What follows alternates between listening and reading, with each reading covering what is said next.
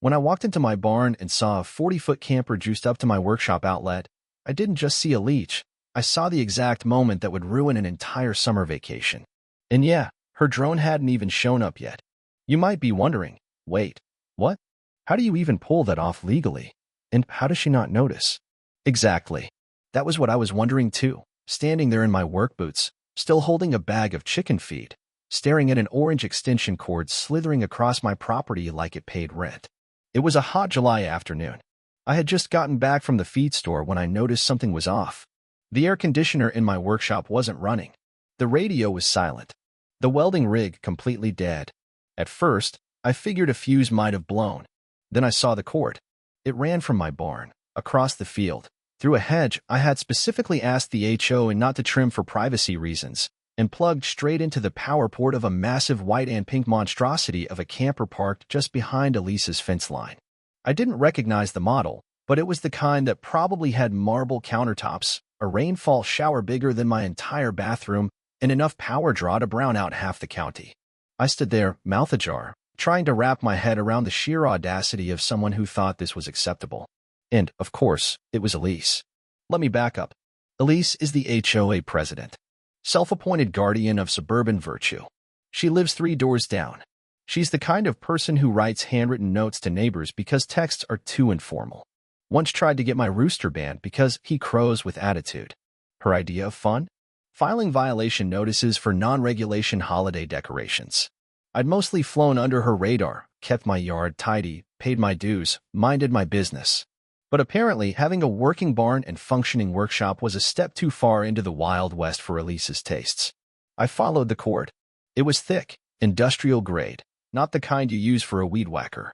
My electric meter showed a massive spike in the last 24 hours. She'd been running that AC, fridge, and who knows what else off my barn without asking.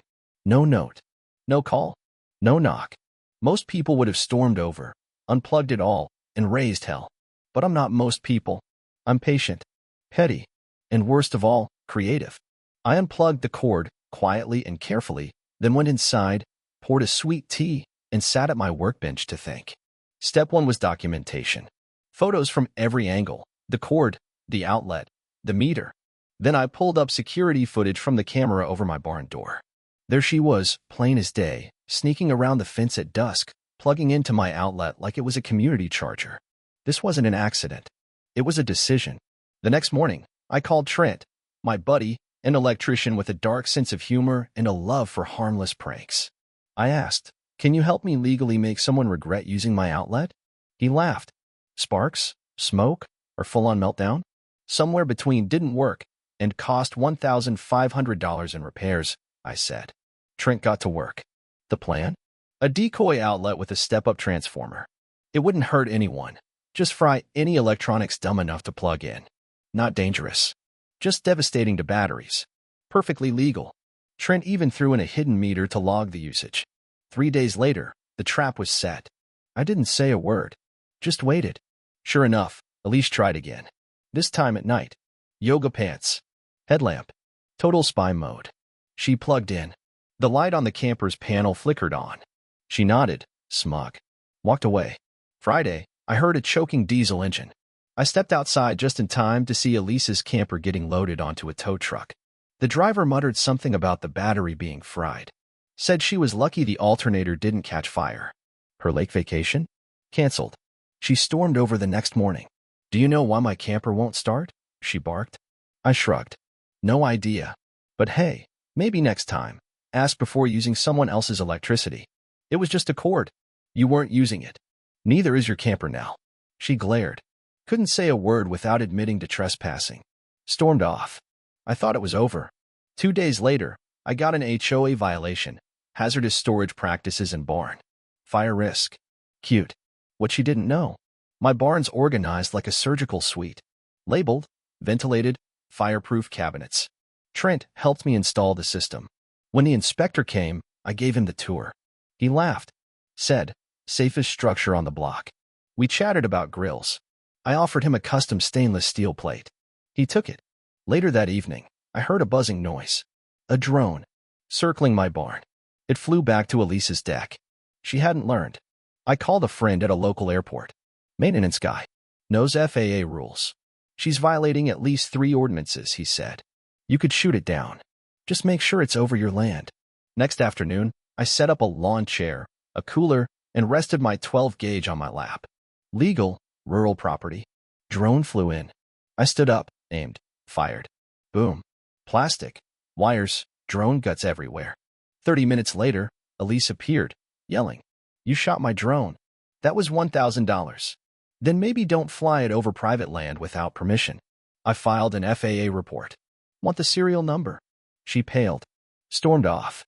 2 days later, another HOA notice. Hostile environment, weapon brandishing, disturbing peace. I laughed. Printed state laws, zoning maps, highlighted my legal rights. Dropped them off with a sticky note. Next time she flies a drone, I'm getting fireworks involved. That week, HOA had their quarterly meeting. Elise pushed for action against me. What she didn't know, half the board hated her. Halloween decoration bans, RV complaints, fines. I showed up in boots and a clean shirt. Folder labeled, evidence. Passed out footage, screenshots, FAA receipts. They voted to suspend Elise as HOA president. She stormed out. People clapped. Then a week later, a guy in cargo shorts showed up at her place. Server equipment, tools. Another cord stretched across the same hedge. Her cousin, apparently. Chad. Same decoy outlet. Same theft. Different dummy. I had a surprise rigged. A power meter, a motion-activated trail cam, a truck horn, a blinking strobe. When Chad plugged in, bang. Horn screamed. Birds scattered. Chad fell. Elise shrieked. I stepped out. "Everything all right?" "Elise, you booby-trapped the outlet." "Nope. Clearly marked. My property. Activated when stolen from." They stormed off. Neighbors watched, amused. Mr. Patel gave me a thumbs up. The next day, I left a package on Elise's porch. No name. Flash drive, laminated card. For educational purposes. Montage, camper theft, drone footage, Chad's fall, elevator music. After that, no more courts. No drones. No HOA notes. The camper sat dead, unplugged. Weeks later, a code enforcement truck showed up. Citations were issued. Elise stared at me, silent. I finally relaxed. Chickens roamed. Cameras idle. Then a box appeared. Solar panel, cord, note. Since you're so obsessed with electricity. Passive-aggressive Elise, again. Days later, the cord reappeared. Not plugged in. Just there. Closer every day. So I went theatrical. Called my signage friend. Black and gold plaque. On this site, Elise attempted electrical theft 3 times. Federal drone surveillance followed. Camper perished. Dignity not recovered. Smaller text, dedicated to petty victories in the defense of personal property. I staked it 10 feet from the barn. She noticed. Screamed. Board members showed up. "It's slander." "Not if it's true," I said. They agreed. She stormed off.